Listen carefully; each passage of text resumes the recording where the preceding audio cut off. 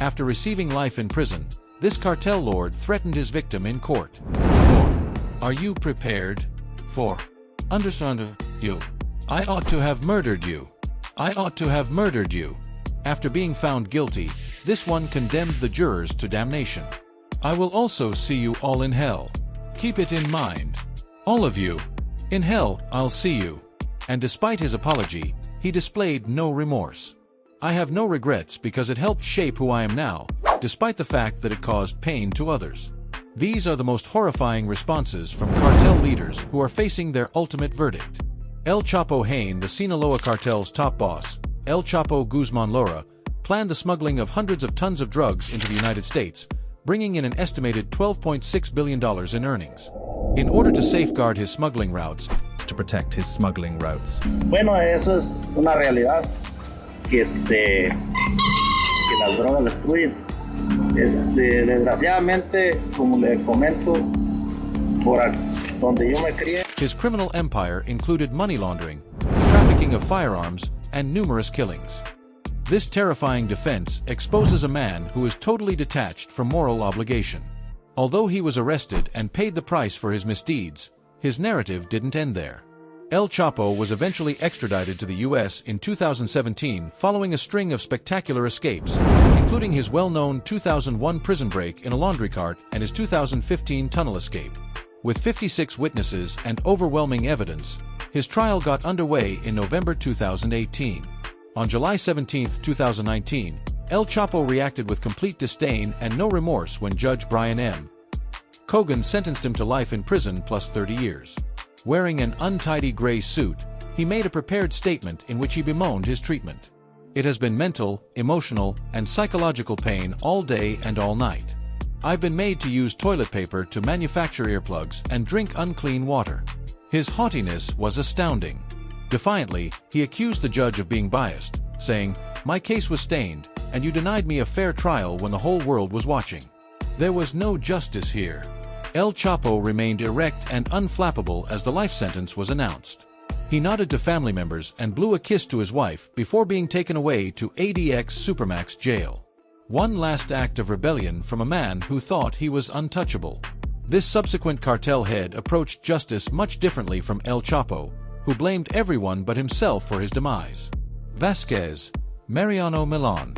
Marciano, a senior member of Los Zeta Sicario, redefined violence among cartels. Between 2009 and 2015, he personally carried out or gave the order for 29 murders while operating out of Pedras Negros, Cajila. He took part in the 2011 Allenda massacre, in which 300 people were abducted and at least 40 were executed. His most heinous act was to hack a 6-year-old girl to death with an axe in front of her parents as retribution for a lost drug shipment, then burn her body while laughing and stating, "So you'll remember me." Vasquez was charged in a U.S. District Court for the Western District of Texas after being arrested in July 2015 in San Antonio, Texas. After a week-long trial in July 2016, the jury found him guilty on all 10 counts in less than a day, despite his defense portraying him as a modest goat rancher.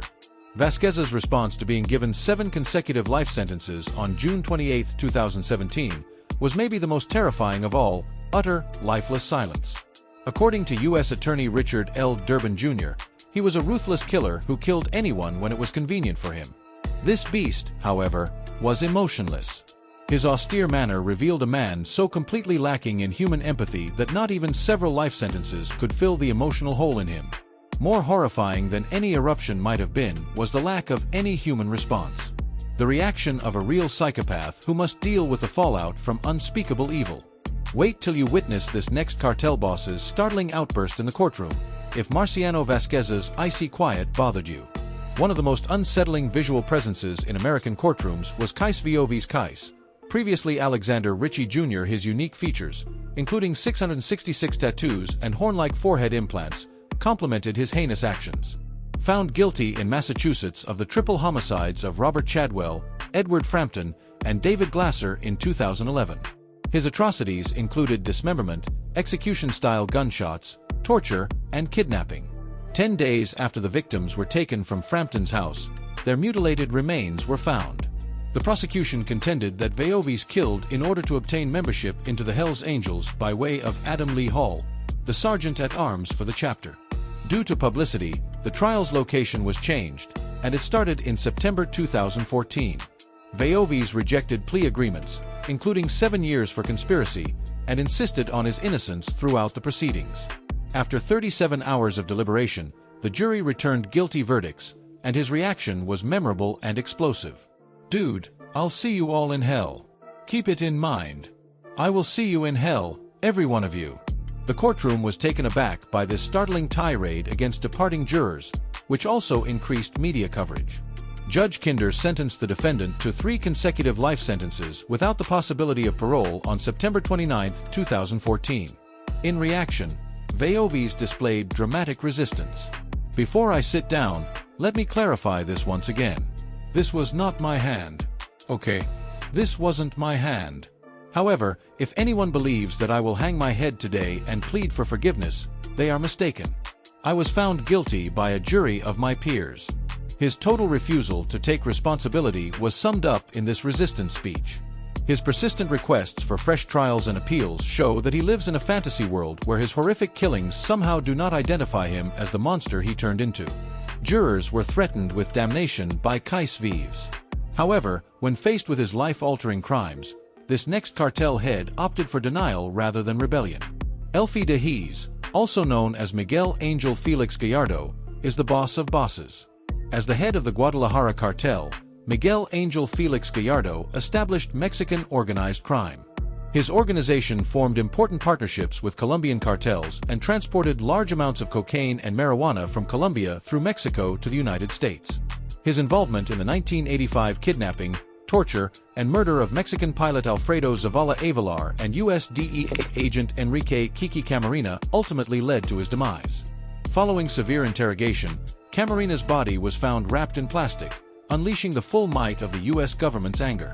Gallardo was arrested by Mexican federal police on April 8, 1989, at his residence in Guadalajara, and he was subjected to several trials.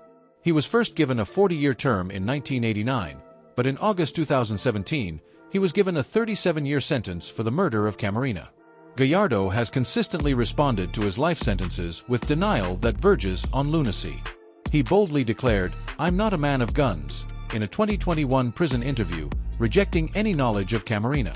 More astonishingly, he asserted, there were never any cartels in Guadalajara, presenting himself as a straightforward rancher. "I don't know why they say I had anything to do with it because I never met this gentleman. I don't have anything to be repentant about." An unsettling interview revealed his physical decline. Christian's comments in the courtroom were violent and hostile following his conviction on all 12 counts on February 21, 2020. When he was sentenced to 2 consecutive life sentences on June 24, 2020, Christian's behavior was so disruptive that he was removed early. His reaction to the guilty decision was similar to Vejović's outburst, shouting at departing jurors, "I'll see you all in hell. Remember that, every one of you." He responded chillingly when victim Demetria Hester denounced him. In his closing remarks, he called the trial a farce and the decision ridiculous, blaming victims and claiming self-defense. Christian apologized for the killings, but not for what he had done, denying accountability while upholding his bigoted beliefs. His violent tantrums and persistent threats revealed a guy whose hatred was unabated by the rule of law. The explosive threats made by Jeremy Christian were alarming. With the strategic thinking of a chess master, however, this next cartel chief approached his life sentence. Aria, Gilberto Rodriguez. Known as the chess player due to his strategic prowess, Gilberto and his brother Miguel co-founded the Cali Cartel, which in the 1990s controlled up to 90% of the European cocaine market and 80% of the U.S. market. Through money laundering through reputable companies, his intricate scheme brought more than 200,000 kilograms of cocaine into the United States, earning billions of dollars. He was first arrested in Madrid in 1984, but was later found not guilty in Colombia. His major capture took place in Cali on June 9, 1995, when police discovered him hiding in a secret closet. He was freed early in October 2002 for good behavior, but he was caught again in March 2003 for carrying on with cartel activities, and on December 3, 2004, he was extradited to the United States. On September 26, 2006, he entered a guilty plea to cocaine importation conspiracy in Miami's federal court, along with a plea to money laundering. He was given a 30-year sentence for narcotics conspiracy and an additional 87 months for money laundering by Judge Federico A. Moreno. Rodriguez Orjuela's attitude to his life sentence was measured pragmatism, in contrast to the explosive outbursts of other cartel commanders. Even in loss, his guilty plea showed strategic thinking by preventing a public trial that may have exposed additional associates and family members. This chess master minimized losses by cooperating, approaching his demise like another intricate game. His response demonstrated the Cali cartel's savvy, businesslike methodology. Instead of anger or denial, he used the same cold calculation that helped him build his empire. Was chilling.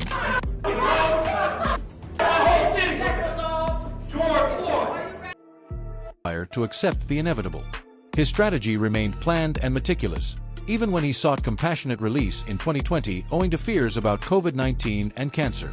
He treated death as his last calculated move and died on May 31, 2022, remaining silent until the very end. Everyone in the room was shocked by the bone-chilling apathy with which this next cartel chief received his devastating sentence, while Gilberto Rodriguez executed his last calculated maneuver. Abel Gallows Abel was a gang member from the Denver area who planned one of the most heinous killings in Colorado history. Found guilty of the November 5, 2018, gang-related retaliatory murder of Simone Duran, age 28. His offense demonstrated the extremes of gang violence. Her fate was sealed when Duran recognized co-defendant Alonzo Quintana in a police lineup for an unrelated attempted murder case. After using social media to entice Duran, Gios, along by Quintana and Rene Francisco Rosales, attacked, abducted, and drove her to an isolated area near Golden, Colorado. While she pleaded for her life, he shot her 10 times there. He then returned to douse her body in gasoline and set it on fire. His sixth felony conviction included convictions for first-degree murder, 2 charges, conspiracy, kidnapping, witness retaliation, and evidence tampering. Investigations used evidence and co-defendants to connect Gallegos to the crime after Duran's burnt body was found close to a dumpster in Golden. The Jefferson County District Court jury, which focused on the execution-style killing's brutality and cavalier contempt for human life, found him guilty on all counts during his trial. Judge Philip McNelt sentenced Gallegos to 163 years in jail and life in prison, without the possibility of parole on January 31, 2020. Tension and sorrow filled the courtroom as Judge McNelt delivered the heartbreaking sentencing. Gallegos's personality was encapsulated in the judge's remarks. And even if it's symbolic, I'm going to. It was Mr. Gallegos. Gallegos responded to this devastating sentence with calculating detachment and icy contempt. His impassive conduct during the proceedings revealed a man who was utterly unaware of the seriousness of his acts and their repercussions. During his sentencing, Abul Gios displayed no emotion. However, this subsequent cartel chief attempted to influence the court with a performance that no one trusted. A prominent left-leaning tenant in the Beltran-Lever cartel, Edgar Valdez Veril Valdez, also known as Labby, went on to become the head of the murderous Los Negros branch.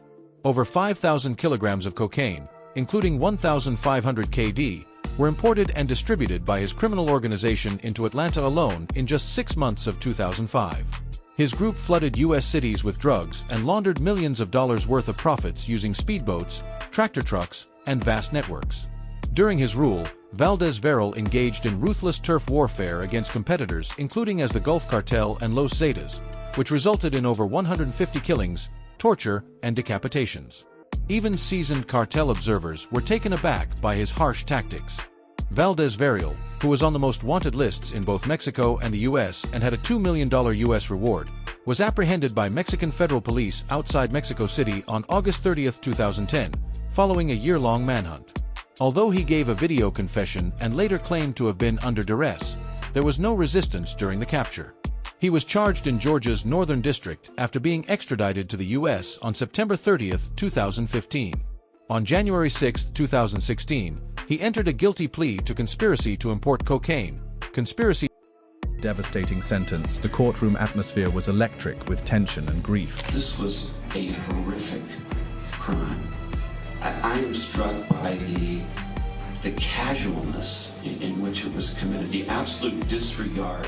To distribute cocaine and conspiracy to launder money. He smiled for the cameras in his smug prison attire and said, "Impose the maximum sentence just because you deserve it." life without parole plus 163 years. We have people sobbing today. If there's any tears, they should be shed for Miss Duran. She didn't. Yes, Your Honor, to the judge's queries. Valdez-Varial's manipulative character was exposed when U.S. District Judge William S. Duffy Jr. sentenced him to 49 years and 1 month on June 11, 2018, along with 10 years of supervised release and a $192,000 fine.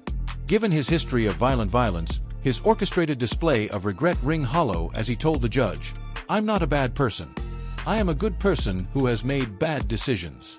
His composure and cooperation during the hearings indicated that he was trying to use pity to get his sentence lowered. The judge saw right through this act, pointing out that his crimes were heinous, had destroyed families, and had claimed many lives. No one was duped by Edgar Valdez's phony regret, but this next cartel lord gave the most subtly unsettling response you'll ever see. Thomas George Geld. George, a 49-year-old who was suspected of being the commander of the infamous 28th prison gang in South Africa, symbolized the meeting point of systematic violence and organized crime. 52 counts were found against him, including 7 murders, 3 of which he committed himself and 4 of which were planned while incarcerated. He began breaking into houses when he was 9 years old, and his criminal career continued until he was in his middle years. Between 1999 and 2010, he committed many gang-related offenses: unauthorized firearm possession, robbery with aggravating circumstances, and racketeering under the Prevention of Organized Crime Act. Thomas was a career criminal whose brutality increased over decades, as evidenced by his 19 prior convictions. Thomas was arrested in 2009 during gang-related investigations, and he was put on trial with 16 other defendants on 166 charges in a complicated case that targeted the 20SAXS, 27s, and 28s, the 3 numbers gangs. He was found guilty on 52 crimes in May 2015 after the Western Cape High Court's hearings began in 2010. Judge Chantal Fertone sentenced Thomas to 7 consecutive lifetimes for the murders and 175 years for additional counts on June 3, 2015. She took into account his financial situation, but she made it clear that there was no justification for murder. A brief but telling moment showed Thomas's response to this dreadful sentence. When the life sentences were read, his reaction was defiant and unsettlingly nonchalant. This one word, which was spoken with what seemed to be a smirk, perfectly captured his total lack of regret and his ongoing disobedience. During sentencing, Judge Foran specifically mentioned that Thomas shown no remorse. He appeared to be treating the courtroom as a stage for his farewell performance based on his informal peace gesture and manner. The gang culture's total rejection of traditional justice was evident in this response, which saw the legal system as an enemy system rather than a legitimate authority. In June 2015, officials hailed the sentencing as a blow to crime and rejected his appeal. It smashes the number, according to Brigadier Andre Lincoln, but Thomas's unrepentant response demonstrated the systemic aspect of gang brutality. It was possible to remove specific leaders, but the system persisted. This next cartel chief remained remarkably composed throughout, even though George Thomas said, "Peace," and grinned at his life sentence. Morales, Miguel Angel Trevino. With his unheard-of savagery, Miguel alias Z40, a founder and commander of the Los Zetas cartel, revolutionized Mexican organized crime. He directed plots to assassinate Mexican and Guatemalan authorities, citizens, and rival cartel members while masterminding extensive drug trafficking, bringing huge amounts of cocaine and marijuana into the U.S. Under his leadership, Zetas invented ruthless practices like his public body displays, dismemberment, and beheadings, such as the 2011 Allende massacre, which claimed up to 300 lives. Mexican Marines captured it on July 15, 2013, close to Nuevo Laredo, Tamaulipas. He was carrying 8 firearms and $2 million in cash on a normal patrol. In the midst of continuous turf wars in Mexico, Zetas suffered a serious setback when he was arrested, according to U.S. intelligence. Trevino Morales was imprisoned in maximum security facilities on charges of money laundering, possession of weapons, and involvement in organized crime when he was supposedly still in charge of Zetas remnants. On February 27, 2025, he and his brother Omar were extradited to the United States as part of a group of 29 cartel leaders who were taken from Mexico to the United States. Charged with continuing criminal enterprise, narcotics conspiracy, firearms usage, and money laundering, and was arraigned in federal court in Washington, D.C., on March 14, 2025. He entered a not guilty plea. His case was still pending under Operation Take Back America as of August 2025, and prosecutors may pursue the death sentence. For a drug dealer who has just been caught for mass murder, the plump man in black appears amazingly at ease. Not even Miguel Trevino was well known. Only since October has he been operating the notorious Loeta. Trevino Morales has responded to his court processes with measured calmness as opposed to hysterical outbursts.